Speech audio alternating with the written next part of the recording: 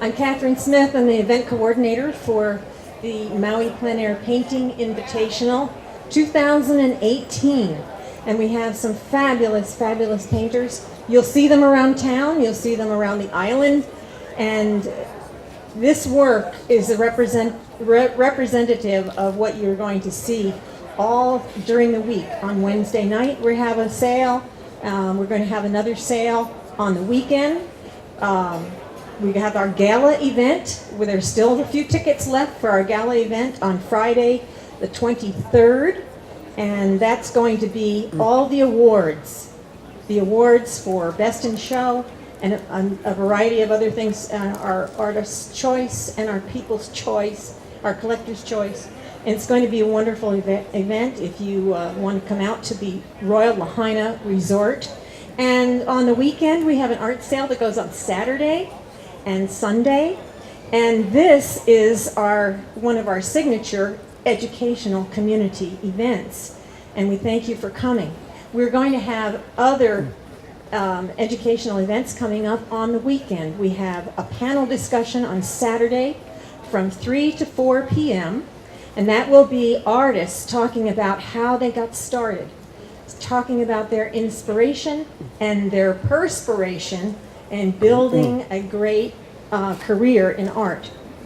On Sunday afternoon from 3 to 4 is something special too. We're going to have a community forum, a panel discussion with an art collector, with an art curator, with a local counselor, a family and marriage counselor who uses art therapy for healing. This panel is going to be about the benefits to our community that art brings. We're also going to have an art educator, the person who developed the whole art curriculum for Pomaikai School in Kahului, and it's the only public school that has that integrated art curriculum. So we are trying to, yesterday we had 60 children from the Maui schools down at Campbell Park, across the street, and they painted outdoors. And it was fabulous. We had a fabulous array of paintings, and the winners, the first, second, and third place winners of that painting workshop are going to be on display at the Royal Lahaina Ballroom with our plein air painters. So there's a lot to see. We expect to see you all during the rest of the week, and we do thank you for your attendance now. We have our fabulous, fabulous lecturer tonight, all the way from California, and that is John Stern. The reason this room is packed, give it up for John Stern. And I'm the lucky one that gets to introduce you tonight, John. I don't know if you know about this, because unless you're in California or you are, they're all art enthusiasts here, so you probably do know this. But John Stern is credited with forming a 20th century genre in art, which is the California Impressionists. And to do something like that is a mammoth effort. It's a great feat.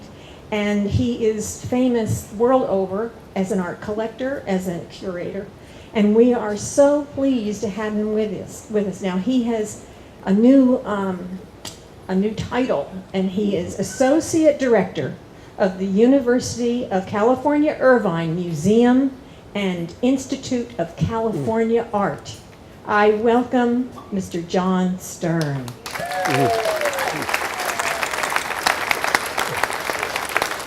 Thank you, Catherine. I'm going to be speaking in Santa Fe in a couple of months. Can you go there and introduce me to?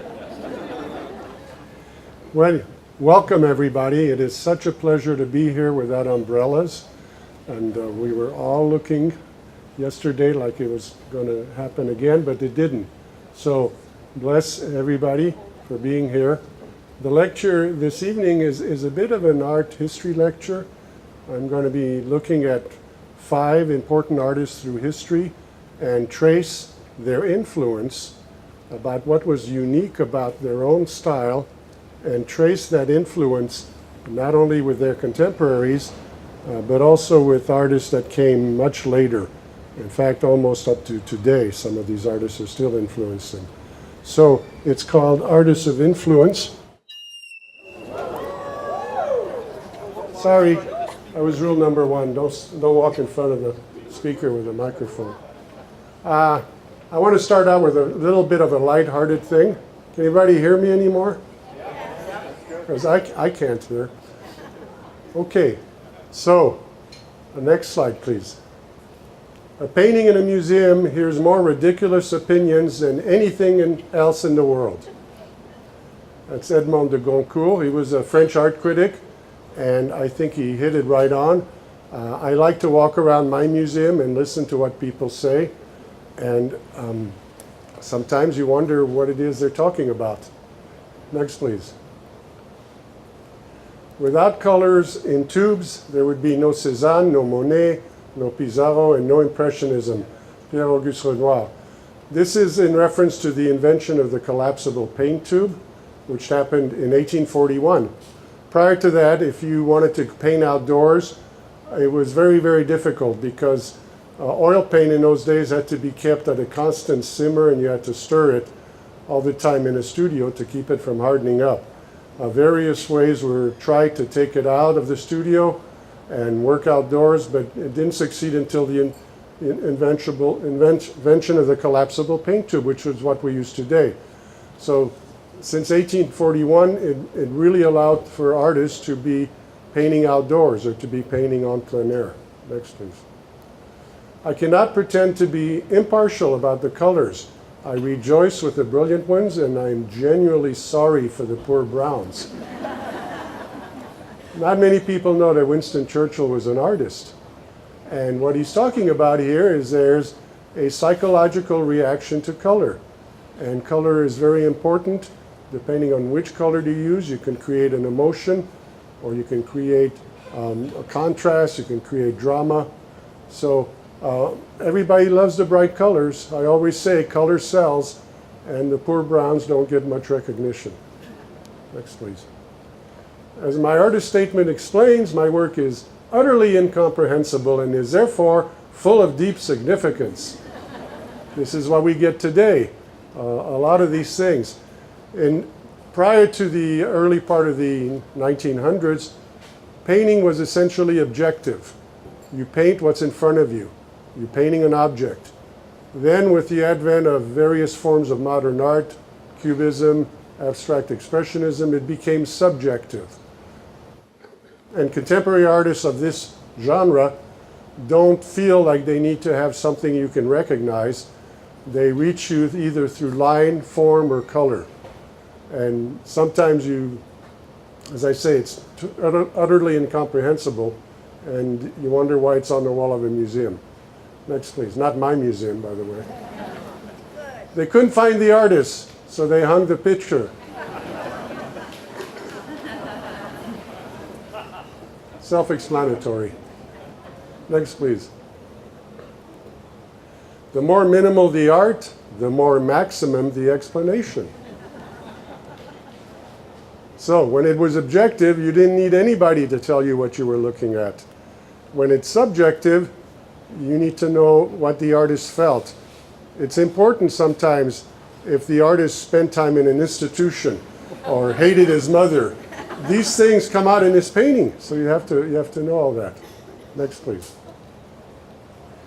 I always suspect an artist who is successful before he is dead.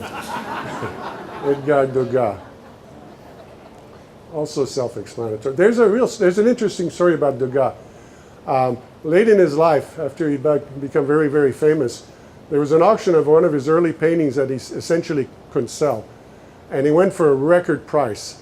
And the press came to him afterwards and said, Mr. Degas, how do you feel when you see a painting of yours go for so much amount of money? And he says, I feel like the racehorse who runs his heart out and the jockey gets all the money. Next, please. A studio is a good place to smoke your pipe. Joaquin Sorolla was one of the ultimate plein air or outdoor painters. And He did almost everything outdoors, including some very large paintings. Next, please. Without tradition, art is a flock of sheep without a shepherd. Without innovation, it is a corpse. Again, Winston Churchill. This suggests that there is a continuum to art, that all artists rely on what came before. They look at the artists of the past, they learn, and they go beyond it and improve it. Next, please. I always said to young artists, the scholastic training and the study of art history are crucial to fully developing as an artist. The same thing here. You need to know what happened in the past. You need to look at the work of those artists that came before you, and you need to study those and find out how they solved the problem that you are having trouble solving. We have a lot of artists that come to our museum. You can spot them very easily. They spend about 15 minutes in front of a single painting. So they're really looking very closely. Next, please. Okay, we're going to start. This is art history on a very basic level. You will not be tested afterwards. So, first slide. We're going to look at the artist who's known as Caravaggio. Caravaggio was an Italian artist of the Renaissance, and he developed a technique called chiaroscuro. And chiaroscuro is, next slide, it's Italian for light and dark. An oil painting technique, chiaroscuro, developed during the Renaissance that uses strong tonal contrast between light and dark to model three-dimensional forms for dramatic effect. So we have light and dark that create dramatic effect. It makes sense. If you can't see it, you're uncertain. You may be scared. It's dark. If you can see it, you understand it, and you don't have to, feel all sorts of pressure on it. It's also called tenebrism. It's an Italian terms meaning dark, gloomy, mysterious. But we're going to look at how you use light and dark, the contrast between light and dark, to model a three-dimensional form that has a terrific dramatic effect. Next. This is before Caravaggio. This is medieval manuscript. The story here is David and Goliath, and this is done purely narrative. This explains the biblical story. And you see David, he's the little guy. He's got a dog, he's got sheep, he's a shepherd, he's got a sling. Goliath is the giant, he's got armor, he's got all sorts of weapons, and they're going to face off each other. So it's a very direct narrative explanation of what this story is about. The next slide shows Michelangelo doing David and Goliath. Now this is in the Renaissance, and there's a lot of drama here because of the twisted forms, because of the way the artist creates the tension between David, who's about to chop off the head of Goliath. Now, Caravaggio treated it this way, and this is chiaroscuro. It's the light coming from the dark, and he doesn't show you anything irrelevant. You see David, he's a young boy, he's holding a sword that he picked up from Goliath, and Goliath, his head is cut off, and there's a big wound right between his eyes from the sling that he shot. So very direct, very dramatic, and it's all done because of lighting, because of showing you what's important and not worrying about what isn't important. Next, please. Another story we can look at, biblical story of the supper at Emmaus. This is after the entombment, after crucifixion, entombment. Christ appears on the road to this small town called Emmaus, and he runs into two pilgrims, and these two pilgrims are his disciples, but they don't know it's Christ because Christ is in his tomb. They sit down to have dinner, and Christ blesses the bread, and that's the event that startles the two disciples, and then they realize, oh my God, this is Jesus. Jesus has come back. So that's the story of the supper at Emmaus. This was done in 1506. Next, please. This is done a little bit later, also Renaissance. And you see it's a plain, simple inn, which is where it would be on the road to Jerusalem at the place called Emmaus. There's the two disciples, and Jesus is blessing the bread. And the disciples are noticing that, and they get the realization. So these are Renaissance ways of doing it. Next, please. This is the high Renaissance, Paolo Veronese. It is no longer a little country inn, it's a palace. There's lots of people there. There's rich people that probably funded the painting. There's dogs, there's cats, there's kids. And Jesus is blessing the bread, and the two disciples are startled. So with this in the background, Caravaggio does it this way. Very simple, very direct, a plain background, focuses directly on the action. You see the excitement of the two disciples, the shock, when they realize that this is Jesus. And the server, he's astonished too, but he's not in on the fact that this is Jesus and he was crucified. This is, three guys that came in, and suddenly these two guys are startled. So very different, very poignant, very strong lighting, very dynamic forms, very different from what we saw of the earlier paintings. And it takes place in a very simple inn. Next story. This is the story of the arrest of Christ at the Garden of Gethsemane, when Judas, having received 30 pieces of silver, identifies Christ by kissing them. And then the soldiers rush in and arrest him. This is a early Renaissance by Giotto, done in 1304. This is now the version by Caravaggio. Very modern, very illustrative, very direct, lots of action. There's essentially no background because it doesn't matter. You want the emotion of the people involved. You want the story to sink in as if you were there yourself witnessing all this. So a tremendous change from what went before in Caravaggio's work. I think we have one more story. The story of the Doubting Thomas. This is a Gothic, late Gothic. Jesus reappears, the disciples accepted, but one of the disciples, Thomas, doesn't believe it. And Jesus says, touch my wound if you don't believe me.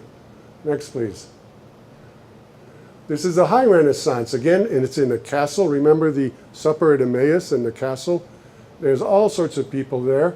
And Thomas is on his knees and he's examining the wound.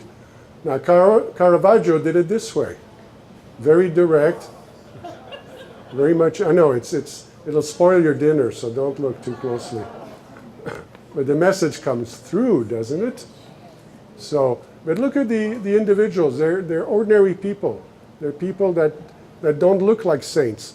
They don't have halos. They're not in fancy dress. They're not being revered. Next, please. Okay, among his followers is the great Peter Paul Rubens. This is a story of Judith with the head of Holofernes.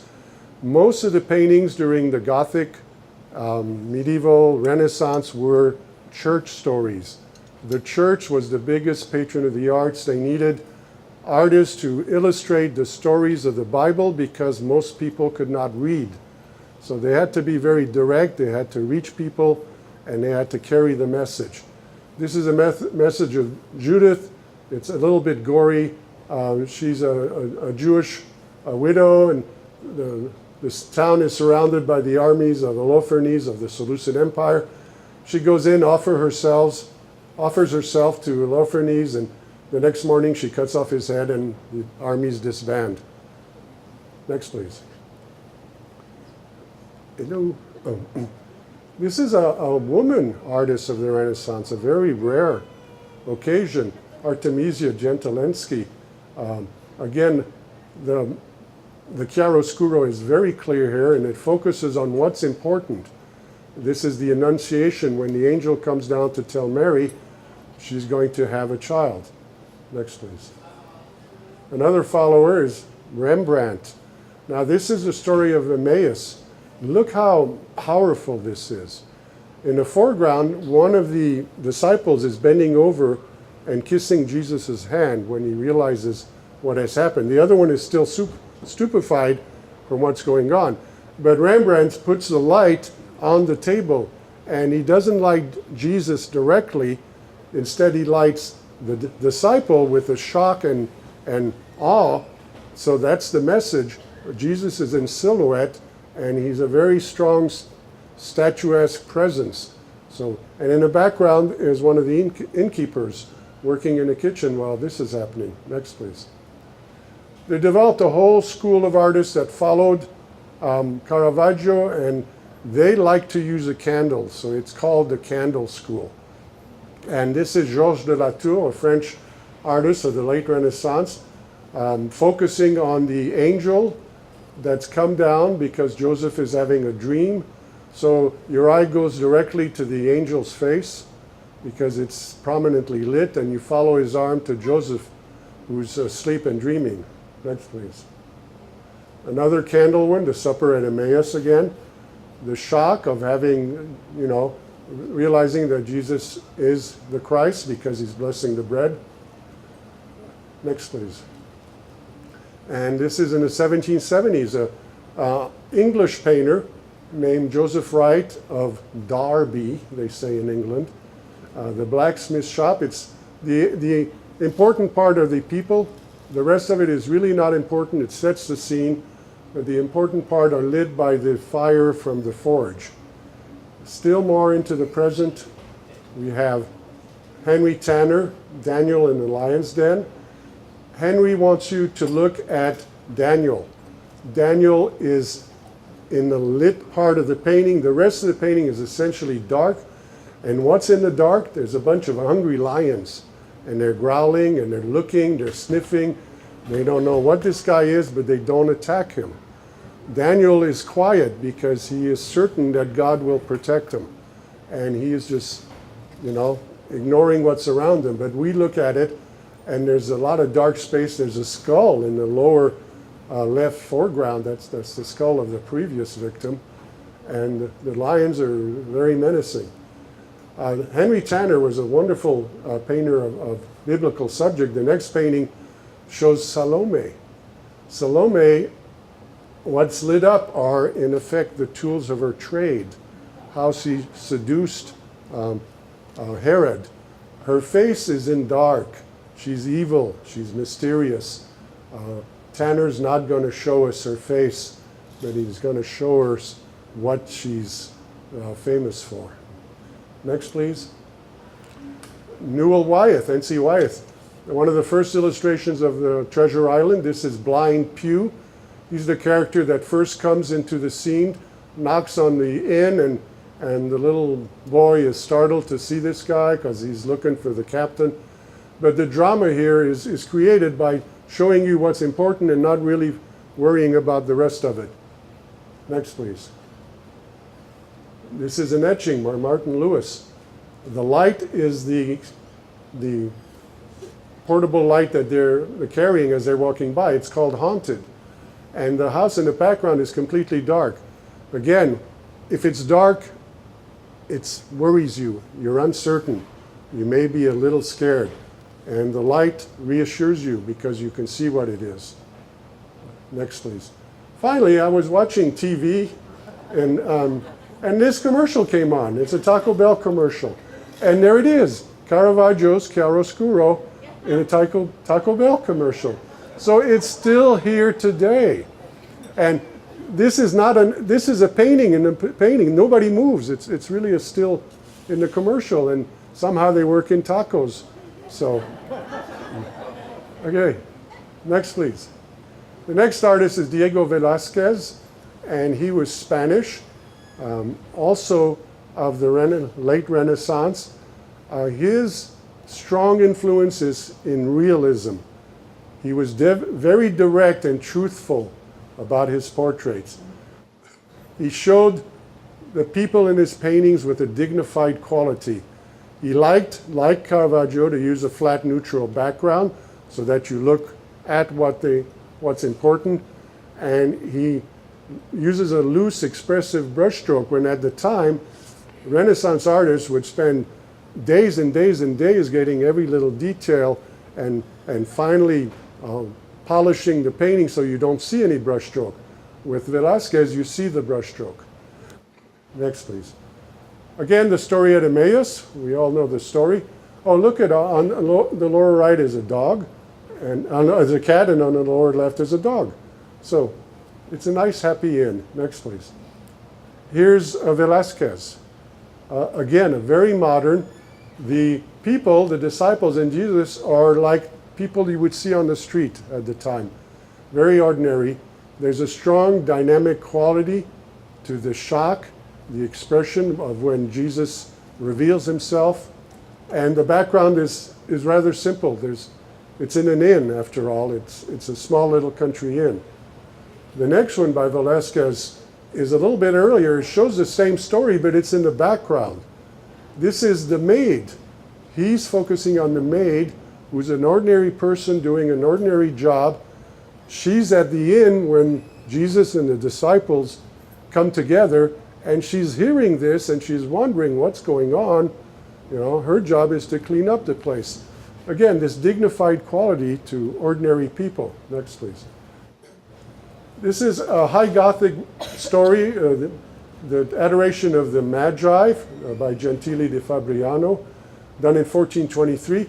The story is of the three kings that comes to the stable, and they come, they pay homage to Jesus, and it's set in a stable, but in this version there's hundreds of people, and they're all richly dressed, they're all lots of gold, lots of people, and in the foreground is part of the stable, and the Holy Family, well, they're getting the gifts of the Magi.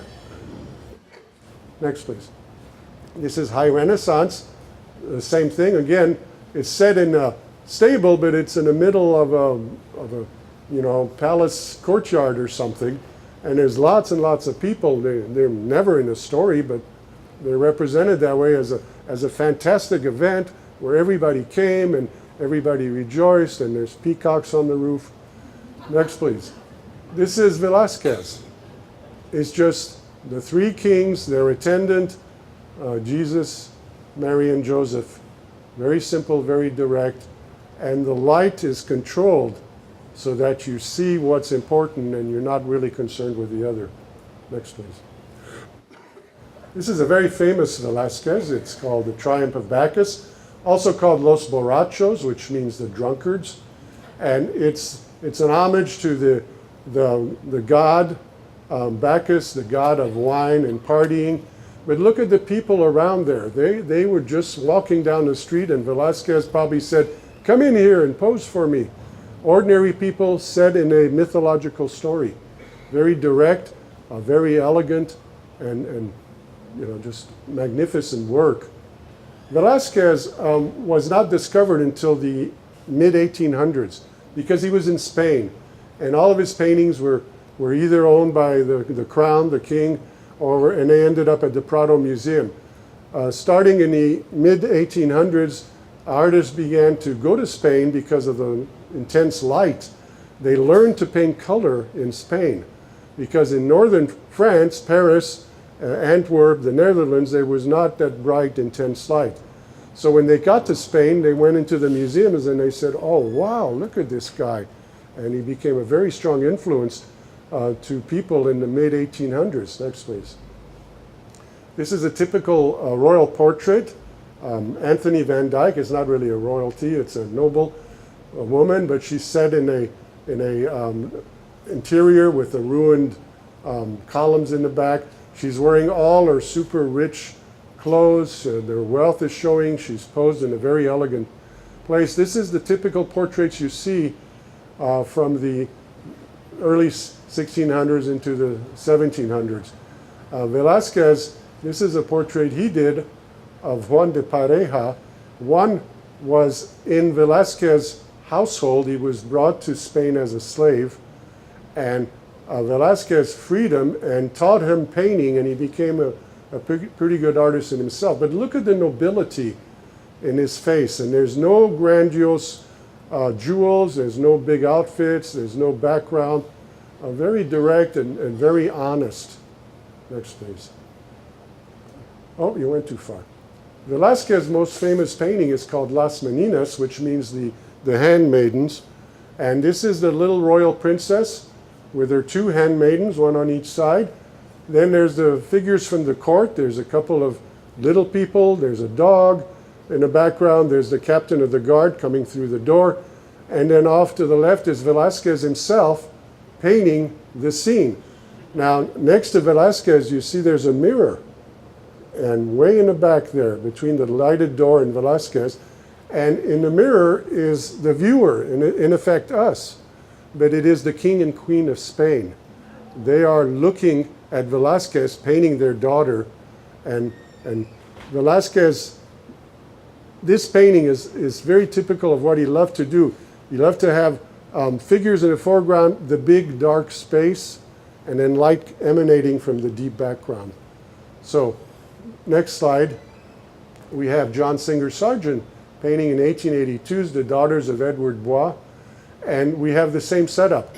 We have the little princesses in the foreground, we have the big dark brown space, and in the background there's a source of light, which is really a mirror reflecting off a window that's off to the other side. So John Singer Sargent was very much influenced by the work of Velázquez. Velázquez lived 250 years before Sargent, but Sargent discovered Velázquez when he was studying in Spain, and he really loved what he saw. Another artist who is deeply influenced is William Merritt Chase, and this is his family. We don't have the long dark space, we have a bright space, but in the glass of the cupboard you see the reflection of Chase painting the painting. So very much an homage to Las Meninas. Again, this is Impressionist painters were positively wowed by Velázquez because of his directness, his honesty, his brushstroke, and just gorgeous work. Next, please. Hey, James Whistler, Whistler's mother, also influenced by Velázquez.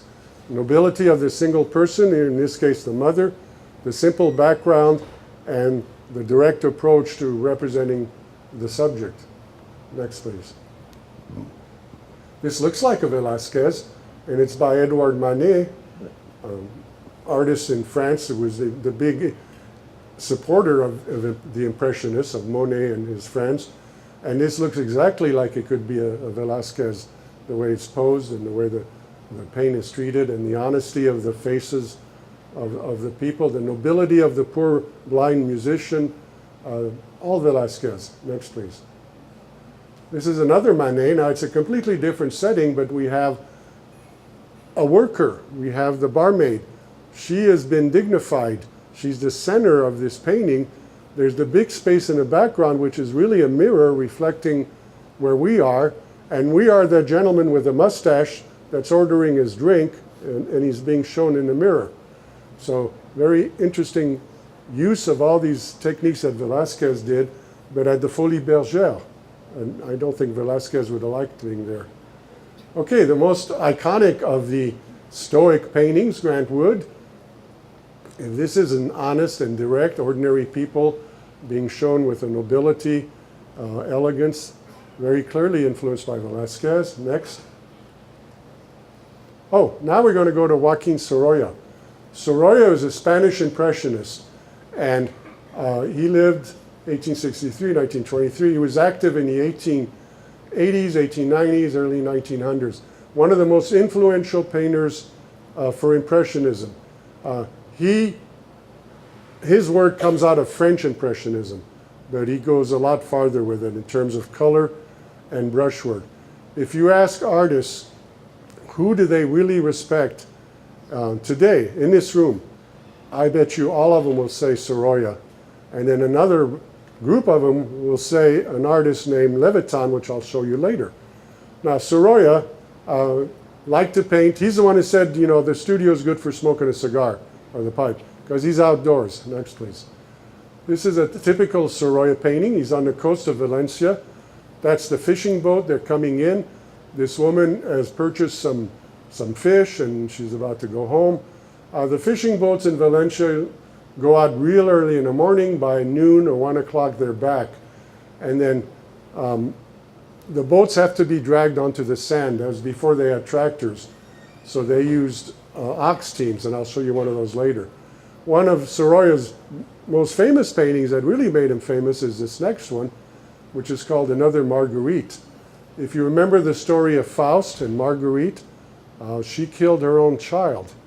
And this is a woman that's been convicted of doing just that, and she's on her way to prison.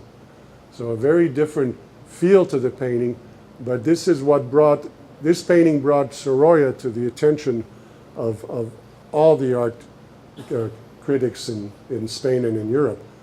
Next, please. This is what he's best known for. This is a large painting. It's about 8 feet by 12 feet, and it has this terrific sense of light, of movement. The sail is white. They're mending it, but there's hardly any white on there.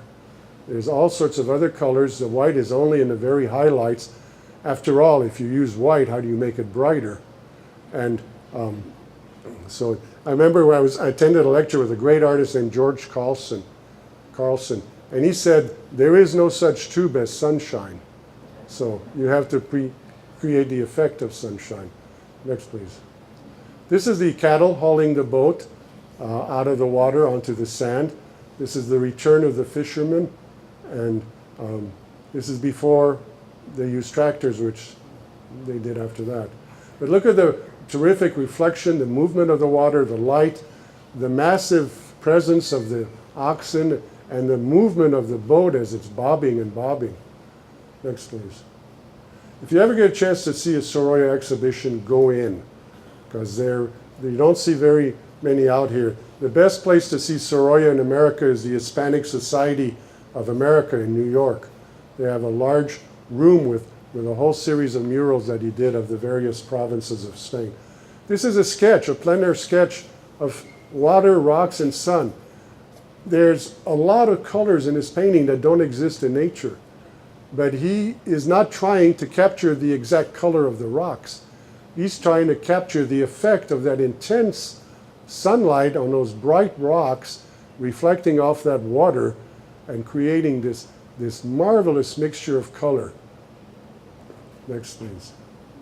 This is a tiny little sketch that he did at the beach in Biarritz, which is in southern France, near the Spanish border. Very quick, probably did it in 20 minutes, and just lots of beautiful things in it. Sorolla had several daughters, and next, please. One of his daughters, Maria, posed for a lot of his paintings. This is Maria wearing a hat, 1910. Again, very modern in appearance. It's almost like an abstract painting. If you took Maria's face out, you may not know what you're looking at. Next, please. This is the Two Sisters on Valencia Beach. This painting is in the Chicago Art Institute. It's a wonderful painting. We're looking at these two sisters. They're looking back at us against a very, very bright sun. And the top part of the older girl's dress is in sunlight. The bottom part is in filtered shadow. And you see, again, she's wearing a white smock, but there's very little white in it. They're both are redheads. But if you look at the tall girl, she has a bit of the ponytail falling on her shoulder. The shadow is in green. And around the little girl, there's a halo of green around her red hair. So the opposite color, red and green, tend to beautify, to intensify each other. There's so much going on in this painting. There's so many beautiful little bits of color, and the technique of using those colors is just remarkable. It's one of his best paintings, and if you ever go to the Chicago Art Institute, go look at it. Next, please. This is one of his big murals of the provinces. This is the province of Seville, and it's a large painting with lots and lots of people, lots of movement, lots of color. Remarkable painting. Sorolla influenced a whole generation of artists, and I would bet that many of the artists that are here today think of him as one of their great influences. Next, please. One of his dedicated followers was a Chicago artist named Arthur Ryder, who went there when Sorolla was an old man, so he didn't really paint with him. But this is a painting he did of Valencia on the beach, and the cattle are pulling the boat out. I know the family very well, and I got to look through their photo album, and there's a photo of Arthur Ryder painting this actual painting on the beach. So a remarkable statement. We know the painting is genuine now, anyway. Next, please. That was a joke. Look at the movement and the light here. The sail, it's a white sail, but the only white is at the very, very top edge where it's getting direct sunlight. The sail is transparent, but it's got a top part in it, so the top part of the sail is opaque, the bottom part is transparent, the light comes through it. If you look carefully in the creases in the sail, you'll see orange and green, opposite colors to create that contrast between the sail. The back of the boat is also full of contrasting colors, yellow and purple, lots of movement. There's a tremendous effect caught between the shadow of the boat, which is the dark blue with a sharp point, and the reflection of the boat, which is coming towards us. So remarkable painting by a writer who painted in Valencia for 8 summers and got really good at it. And then he came to live in California and worked for the studios because this was during the Depression. Next, please. Another artist heavily influenced is an Eastern painter named Emil Grupe. This was done in Portugal, but it's the same subject, the same approach to the fishing boats. Next, please. This is a contemporary artist, John Asaro, very much influenced by Sorolla. He did lots of kids at the beach, just like Sorolla did, and very loose, expressive brushstroke, very intense color harmonies, very strong light that's emanating. His work is so bright you think it's lit from behind. It's really a lot of light. And he's using the same brushes and the same colors as any other artist, but he knows how to place those colors. He knows how to color correct itself to place it, and he creates this really intense light because he's using contrasting colors. Next, please. And then an artist who's here this year, Randy. Randy, are you here?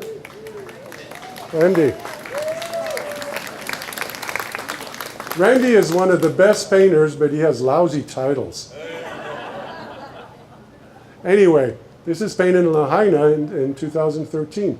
So we have artists here that are professional, nationally known artists that have been through the entire schooling, academies. They've learned what they're doing. They learn how to use colors. Look at all the colors in this.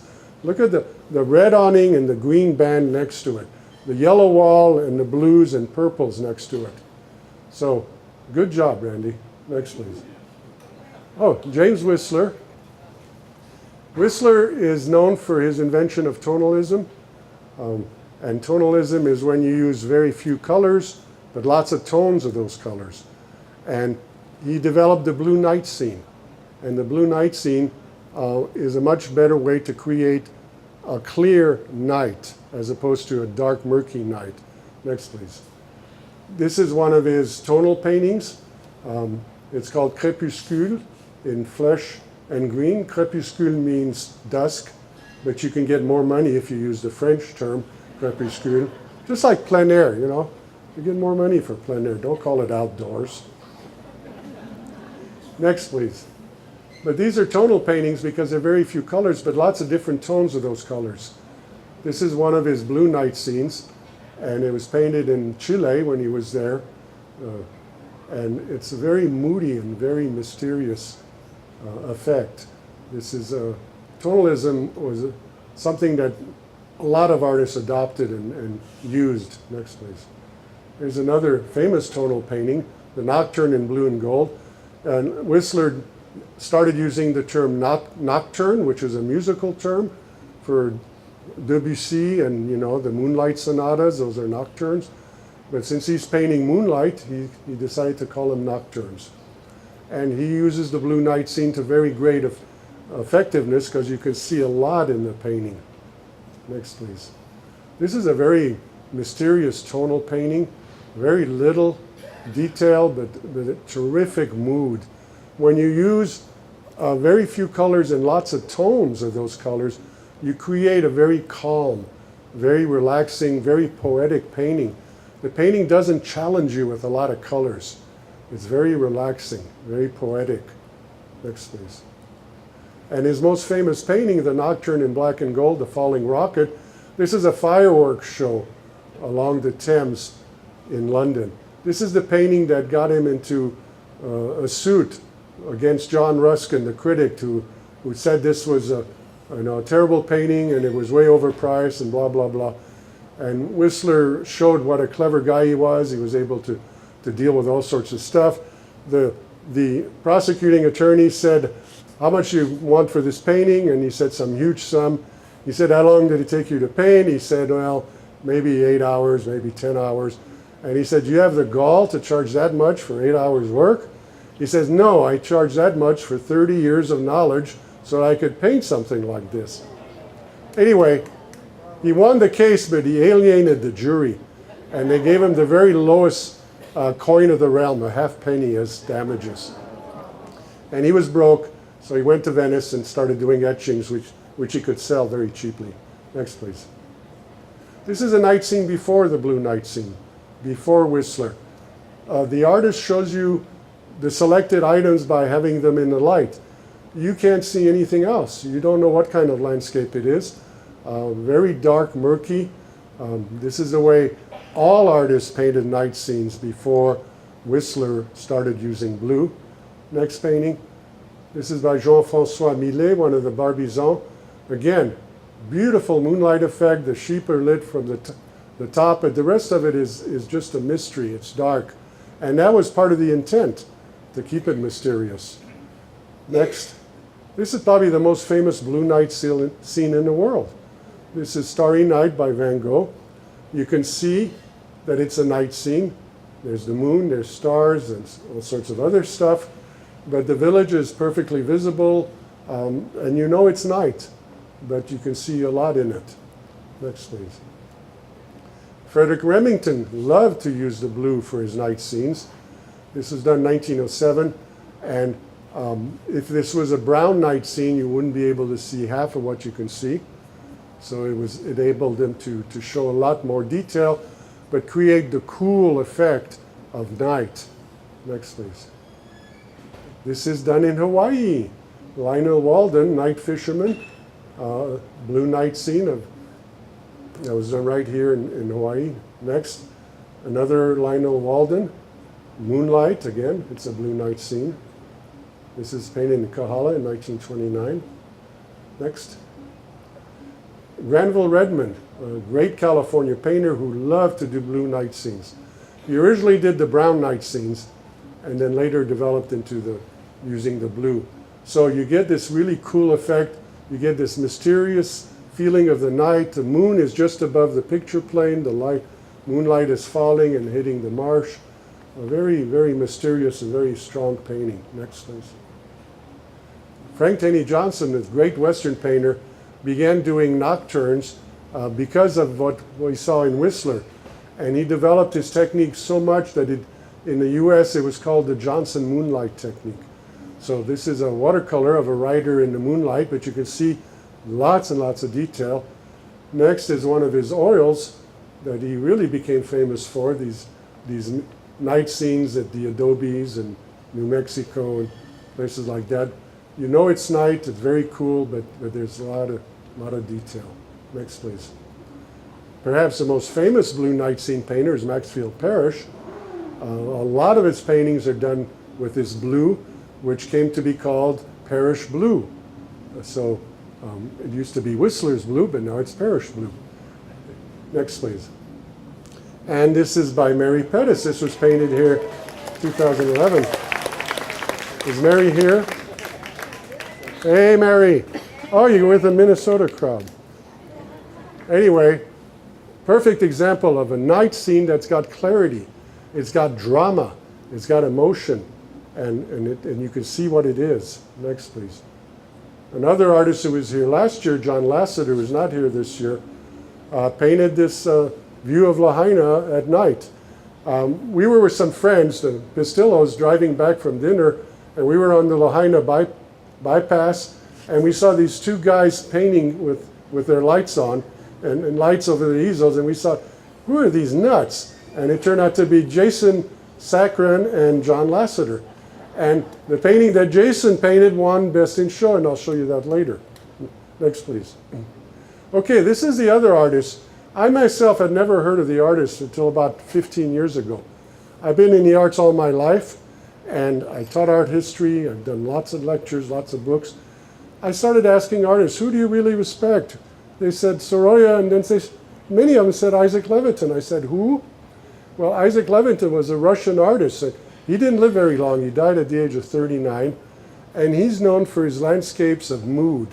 He was able to create this terrific mood, which is very mesmerizing. It's very hypnotizing.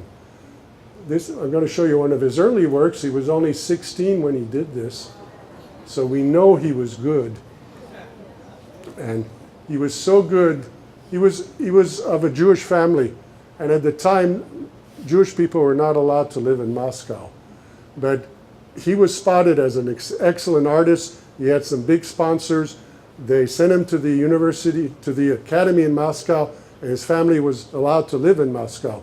So a very unusual situation. Next, please. This is one of his landscapes of mood. This is painted in 1892. He was 32 years old. And this is not an Impressionist painting. It's in fact a tonal painting, but he's able to create this really intense feeling from using the colors that he does. Remember I said when you keep the number of colors down but you raise the number of tones, you get a poetic, very moody scene, and this is exactly what Levitan. Nobody in the US other than the artist knows who Levitan is, because all of his paintings were bought by one buyer principally, and they're all in a museum in Moscow, and you have to go there to see them. Next, please. This is another one of his landscapes. This is done in 1894. He was 34 years old. It's a beautiful painting with this tremendous mystical space and this deep spiritual sky. Again, very few colors, but lots and lots of tones. Next, please. Here's an Impressionist painting by Levitan. It's a spring scene. This is spring in Russia, so different world. I don't know, yesterday it felt like it was cold and rainy. It snowed on Haleakala, but anyway. So this is very Impressionist painting, quite different from his other paintings. Next, please.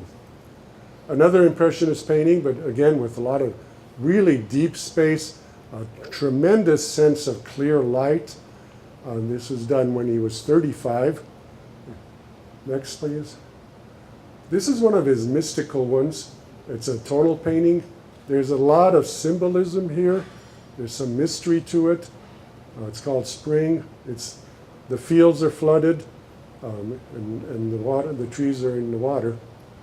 Next, please. This is a sketch by Levitan, done just before he died.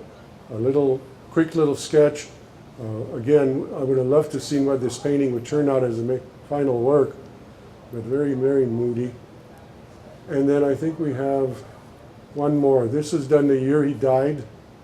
And it's a large painting with this tremendous sense of light. Lots of light, lots of meaning, lots of spiritualism to it. Next, please. Okay, this is year number 14 for this show. And I'm going to show you the best in show winners in the past. So the first year was Randy Sexton.